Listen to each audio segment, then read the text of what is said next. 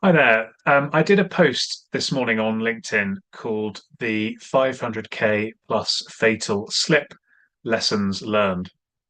And I've had quite a response to that post with lots and lots of questions regarding yellow, caution, wet floor signs. And so I thought I'd do this quick live video to explore a couple of the points that were raised.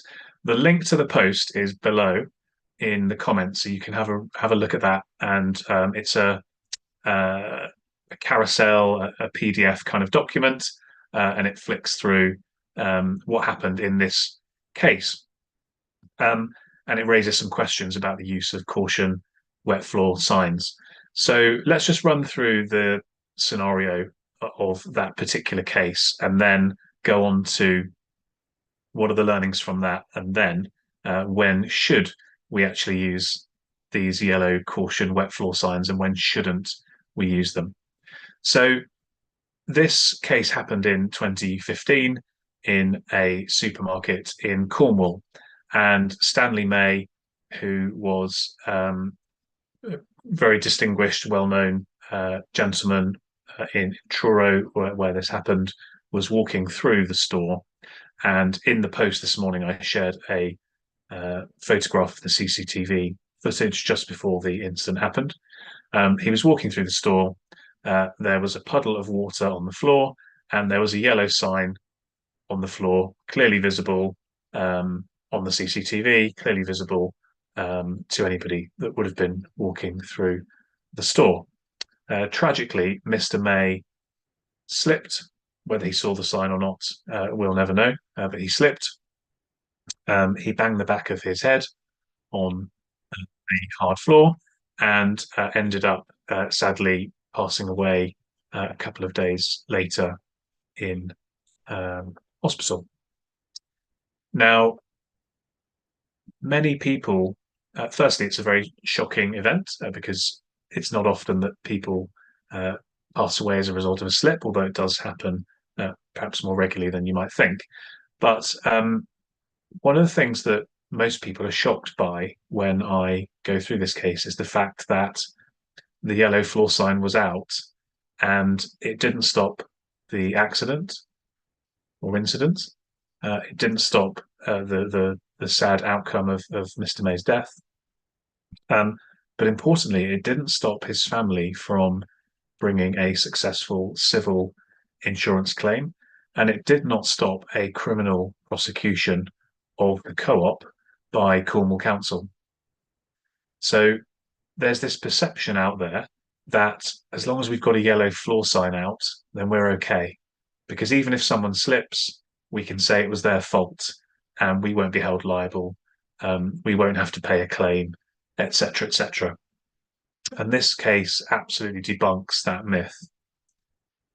Now, there is a particular circumstance here, which is uh, why the criminal case was brought and the fine was so high. And that's because this risk had been in place for several days. So the leaking chiller here had been in place for several days. And so, in addition to the fact that this tragic thing happened to Mr. May, the co op had exposed thousands and thousands of people to risk. um, had the incident happened with a spillage, then Mr. may well have still passed away, but it's unlikely that the criminal fine, would have receded, and it's unlikely that the criminal fine would have been so large.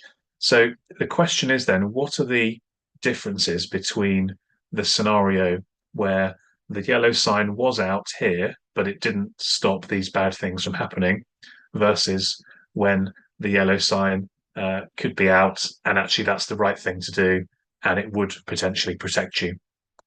So, in very simple terms, there are two scenarios where you should be using a yellow sign. Only two. Okay. The first is when you are doing proactive, pre planned cleaning.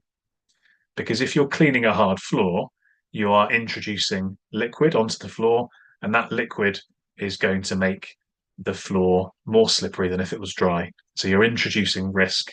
You know you're introducing risk. You're deliberately introducing risk, and therefore you absolutely should put the signs up to warn about that risk that you're introducing temporarily. And this is a key point whilst you're doing that. And then as soon as the floor has been cleaned and the floor is dry, you would then pick up the sign, take it away, and that would be done. Okay, so that's the first time. The second time you should have yellow caution wet floor signs is during a temporary, unforeseen, temporary, transitory, whichever way you want to look at it, hazard. So if you are managing a shopping centre and somebody spills a milkshake onto the floor or a coffee onto the floor or something like that, that is a temporary hazard because you're going to deal with it and dry that floor and remove that hazard quickly. It's unexpected, it's unforeseen. You can't know that that's going to happen in that place. It's not going to happen again in that place. It's unlikely that you'll ever have to deal with that spillage in exactly the same place again. And so you absolutely should, when you come across that hazard, put out your sign as a warning to people of that temporary hazard. You should then deal with that spillage by cleaning it up, drying the floor, and then you should remove that sign. Any other time you find yourself using a yellow caution wet floor sign is a symptom of a deeper problem. When you walk through the streets of London, where I live, or any other town or city on a wet day, what do you see at the entrances of all of these buildings? These yellow signs. Should they be there? I would say no, because it's a foreseeable risk that the floor may get wet beyond the entrance matting. And if your floor is getting wet beyond the matting, then that is a problem with the matting not performing as it should, because the matting is designed, matting exists to dry your feet and remove contamination before it gets onto the floor. So if you have a yellow sign in an entrance or in a toilet, or I've even seen them used around a swimming pool side or in a kitchen, the protection of the yellow sign isn't going to be there because it's foreseeable that that floor would be wet or otherwise contaminated. And therefore, drawing the lessons from the Co-op criminal prosecution, Cornwall Council said either floors should be precluded from access. In other words, people should not be allowed to step onto a floor that is wet, or you should ensure that floors are safe to walk upon when they're wet. If you've got a floor that's wet and it's safe to walk upon when it's wet, you don't need the yellow sign because there's no risk. If you've got a floor that is slippery when it's wet or contaminated, if it's going to get wet or contaminated, you should be stopping people from walking on that floor, not just putting a sign out and hoping for the best and feeling as if that will protect you. So as I say, those are the two times to use the signs: pre-planned, proactive cleaning, and dealing with a temporary, unexpected, unforeseen spillage. Both of those cases are temporary for a limited period of time, and then the sign should be removed. If you're finding you're using signs at any other time, that's a symptom of a deeper problem and a problem that you should be looking to address and not just putting the sign out and hoping for the best. If you feel you are in that situation, I've got a resource I can recommend to you. It's linked below as well. It's called the Slip Prevention Scorecard. This is a free tool. It's an online self-assessment where you go in, you answer a few questions, and it will give you a score for each of the 6 causes of slips, which I call chimes: contamination, heel, individual, maintenance, environment, and surface. And that is going to start to give you a holistic view of where you're doing well in your building at mitigating slip risk and where you're doing not so well.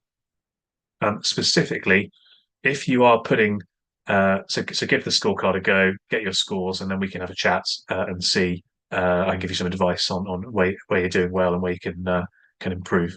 But specifically, if you are putting out yellow signs on floors and you know they're slippery and they are getting regularly, foreseeably wet or contaminated, that's a problem. What I suggest you do there is drop me a DM. Let's arrange to go in. and do a slip test of those floors and just check whether the floors are actually slippery or not. If they are, I can give you some strategies and some advice on what you can do to make those floors not slippery, and therefore you tick that box that Cornwall Council mentioned of a floor being wet that is safe to walk upon, not unsafe to walk upon.